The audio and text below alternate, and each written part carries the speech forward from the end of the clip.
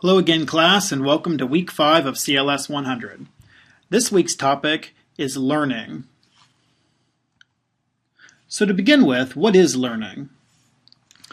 Learning is a cognitive mental action that can be conscious or unconscious, formal or informal, and is something that you do for yourself, not something that is done to you. In sort of its purest sense, learning is where we either acquire new information or where we learn to use old information in a new way. And so if you think about that, the process of doing that is something that we can either intentionally focus on or we can pick up along the way, which is the conscious or unconscious piece. It's something that can be very structured and formal, like your education and your schooling, or it's something that could be informal, like when we learn things that might be considered sort of street smarts or practical knowledge. And the idea that it's something you do for yourself and not something that's done to you is important because it suggests that it's something that you have to take initiative and be involved with. It's not something that just happens to you. Even in situations where it's informal or it's unconscious, you still play a role. Your mind, your cognitive mental state is inherently involved with it. And the last point that I want to make about learning in general is that it's something that's been extensively studied and theorized about. So if you look at pages 168 and 169 in your textbook, you can see some of the most significant researchers and theories on learning and sort of how learning has evolved over the years, or at least how learning theory has. And so I would encourage you to take a look at those charts and to sort of think about how those different theories resonate with your experiences of learning. The next thing that I want to talk about is the learning process. So, like many of the things that we talk about in this class, and like many of the things in life, learning is a process. And so if you look at that process and dissect it, the first part of that process is motivation. It's difficult to learn if you're not motivated to learn material. The second step then would be an understanding of the material. The third would be internalizing it. The fourth would be applying it. The fifth would be evaluating it. And the sixth would be using the material to grow and change. So if you look at that, learning begins with a motivation to learn, and then it works through a series of increasingly complex steps where we first kind of understand what it is and gradually work our way up to a point where we're taking that, we're actually using it to make changes in our lives. So thinking about the learning process, those are sort of the steps that we go through. Now, for the rest of the time in this mini lecture, what we'll focus on is the different styles of learning, the different approaches to learning, ultimately the different ways that you learn. The most important outcome for this week is that you would come out of week 5 with a better understanding of your unique learning, what makes you unique as a learner, and being able to sort of use that knowledge to apply to how you focus and structure your own learning. And there are 3 specific things that we'll look at this week. And the first would be your dominant intelligences. The second would be your learning style. And the third would be your personality type. So we'll begin then by looking at the theory of multiple intelligences. So this was a theory that was founded or developed in 1983 by Professor Howard Gardner. And he identified 8 intelligences that everyone possesses. And that's important because when you look at these intelligences, it's not that you either have them or you don't. We all have all 8. But some are more dominant and well developed than others for each of us. And if you look at figure 7.4 in your textbook, there's an explanation of all 8 of them. And if you look at what the 8 are the visual or spatial intelligence, the verbal or linguistic one, the musical or rhythmic, logical or mathematical, body/kinesthetic, interpersonal, intrapersonal, and naturalistic.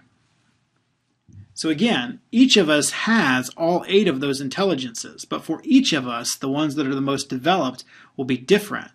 So, for example, if I'm someone who happens to have a more developed interpersonal intelligence, then I'm probably going to be more adept in situations where I have to understand people and understand social situations.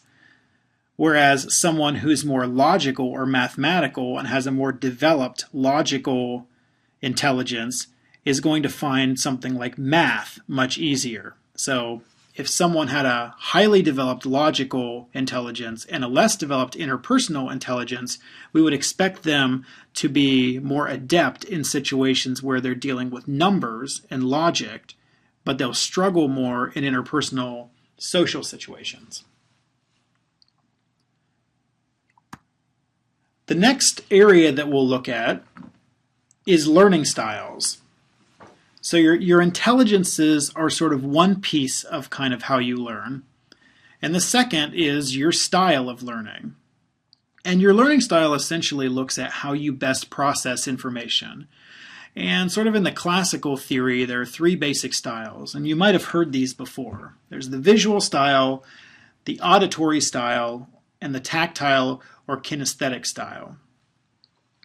If you look at these styles, about 60% of the population tends to be visual learners, 30% tend to be auditory, and about 5% are kinesthetic, where the other 5% that are left would have multiple kind of dominant styles. And it's important to note that regardless of what your dominant style is, we all tend to learn best in environments where there are elements of all 3. So, visual learners can still glean some benefit, for example, from hearing information and having a chance to practice it. So if you think of even something like this mini lecture, there's visual information that you can see, but there's also auditory information that you can hear. Finally, the area that we'll spend the most time on in this unit is personality typing. And you might wonder why personality would have anything to do with learning. And the reason for that is that personality has to do with everything we do, all of our behavior, all of our motivation.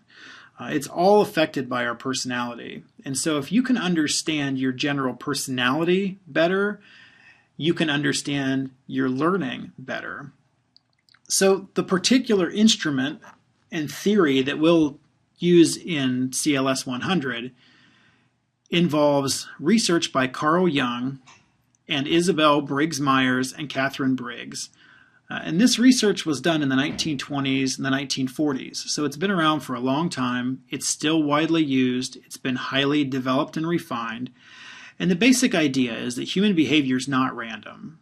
And if you know anything at all about psychology, that's a basic hallmark of psychology. That behavior is not random, that our individual motivations and energies drive the things we do, that there should be patterns to our behavior, that the way that we're wired determines the decisions that we make and the things that we choose to do. And so if you look at the Myers-Briggs type indicator, which you will be completing this week as one of your activities, the Myers-Briggs basically says that there are 4 major categories of personality. And so what we'll do is we'll walk through each one of those and look at the 2 different categories for each of those, or the 2 different dimensions in each of those categories. So the first one involves how you draw your energy. And this is your E versus I score. So extroverts are people who draw strength from others and prefer to live in the outside world. Oftentimes extroverts are more outgoing, they love interaction, they like to be the center of attention. They tend to direct their energy outward and draw energy from the outside world and other people, whereas introverts draw their strength from the inner world. They need alone time, they're often quiet and reflective, they tend to make their decisions by themselves. So dimension number 1 would be E versus I. Dimension number 2 involves how you best learn information. and this is your S or N score. So sensors gather information through their senses. They like concrete facts, they have common sense, they focus on what they can see and touch and hear, what is there in front of them. Whereas intuitives, or Ns, are not as detail-oriented. They rely on gut feelings, they tend to be more innovative, and they tend to focus on the possibilities and what could be. Third would be how you make decisions, and this is your T versus F score. So Ts, or thinkers, are logical people. They're analytical, they don't tend to make decisions based on emotion. Sometimes they can be seen as insensitive, and they tend to make their decisions with their head. So these are our sort of logical thinkers. Whereas our F people, or our feelers, they like harmony, they consider other people's opinions and feelings, they're usually tactful and warm, and they tend to make heart-based decisions instead of head-based decisions. In other words, feelers are more in tune with the emotional sort of tenor of a situation. Finally, the fourth dimension involves how you prefer to live your life. Judgers, or Js, are orderly people who prefer structure. They're good at setting goals, they're good at sticking to those goals, and they tend to focus on work before play. Whereas Ps, or perceivers, are less structured and more spontaneous. They don't like timelines, they tend to focus on play before work, sometimes they can overextend themselves. So if you look at those, we have 4 dimensions, and those 4 dimensions yield 16 individual personality types.